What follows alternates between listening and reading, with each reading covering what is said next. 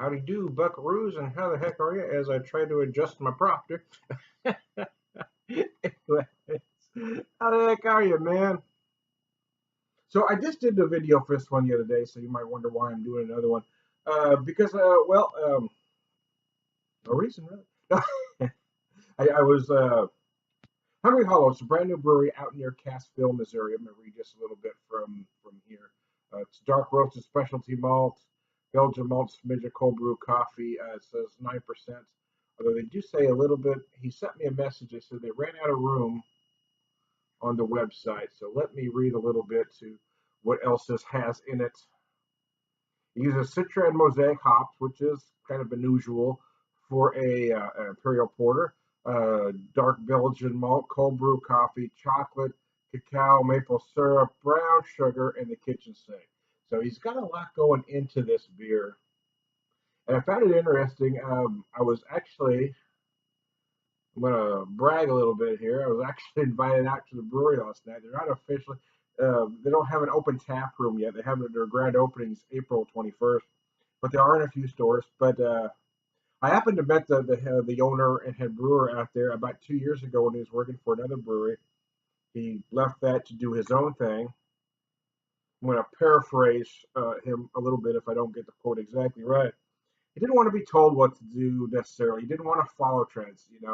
The brewery that he was working for was doing some great stuff, but they wanted to do what the trends were, and he wanted to do his own thing. See if I get this quote right. Joe, correct me if I'm wrong, but I believe he said something to the effect of, if you're following a trend, you're already behind. So I wouldn't look for any IPA from this brewery anytime soon, because he really is an out of the box brewery. I mean, they opened right now. They're only bottling the 750s. Although he did say he would like to start bottling in 500 milliliter bottles. They open with 3 beers: an Imperial Saison, an Imperial Porter, and an Imperial IPA. Are you sensing a theme? Yeah, he likes to do big beers. He did mention that he would like at some point to do a session IPA, hopefully for the grand opening. But then he did kind of let out a little chuckle and say, for him, a session IPA could be anywhere from 5 to 6%. So many might actually, call that more of an APA. But this is where he's coming from. He's not looking to just make, run of the mill beer. He's looking to do something special. And he's really off to a good start. Again, I was out there last night. He had his brand new batch of Imperial IPA, and he let me have some right out of the tank. He didn't have that bottle yet, but I did buy another bottle of this porter. Anyways, I took a short video. I didn't do videos of the beers last night because I'd already done a video for the beers. I just want to talk to Joe. So we were just drinking and BSing most of the time. But I just take one short video of him explaining the logo. So I'm going to play that, then I'll get back to you. As I try to find where to stop this. Cheers.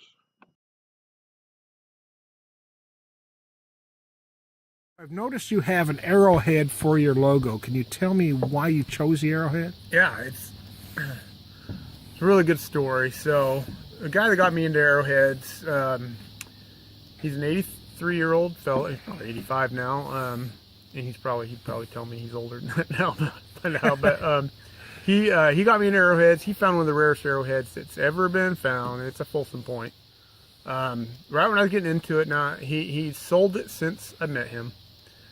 And I went down to Texas with him, helped him finish up the sellings of it. Anyways, he sold this thing for $25,000.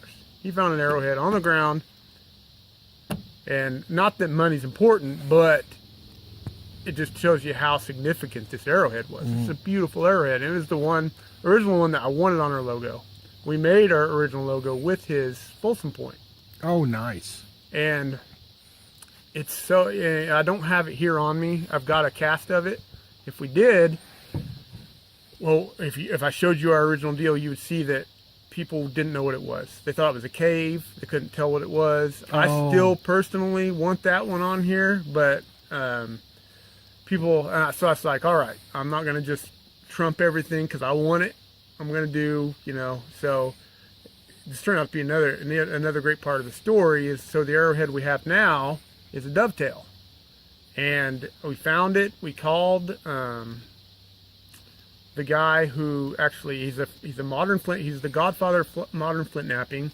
I won't say names now. Just I don't know why. But he said that. So this is an incredible arrowhead he knapped. His wife, we called him, said, "Can we use your arrowhead as our logo?" He's like, "Sure." He said, "My wife, since passed away, she did the etchings, the sketchings for his arrowheads in the books." He said she loved beer. She's like, she'd love for you to use this arrowhead. So that's how we got the arrowhead we use. That's nice. And you've told me that your wife has designed your labels. My wife does all that. Yes, she's marketing. She is. She does it all.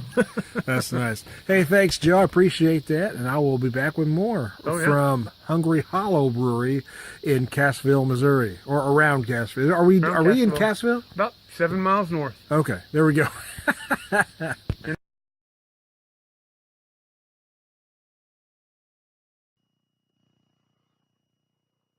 And I'm back. So that was interesting, right? I thought, Joe is best when he's telling a story like this.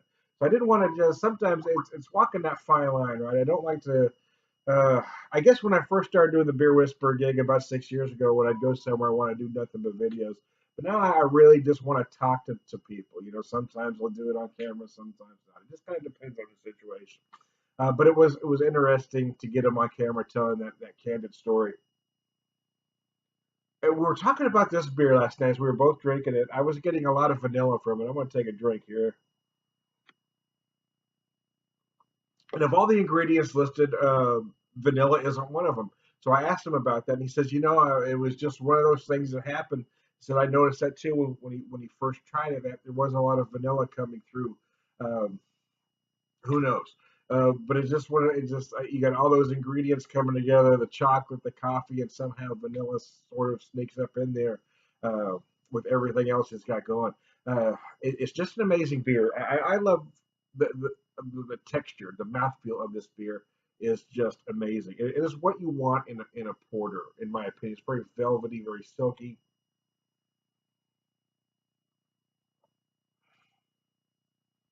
The hops are very interesting in this. But what I really like is I feel that coffee. I feel a combination of coffee, chocolate, and vanilla right at the end, with a very pleasant semi-dry finish. The danger you have when you make a beer like this is if you don't finish it right, it will become too cloyingly sweet.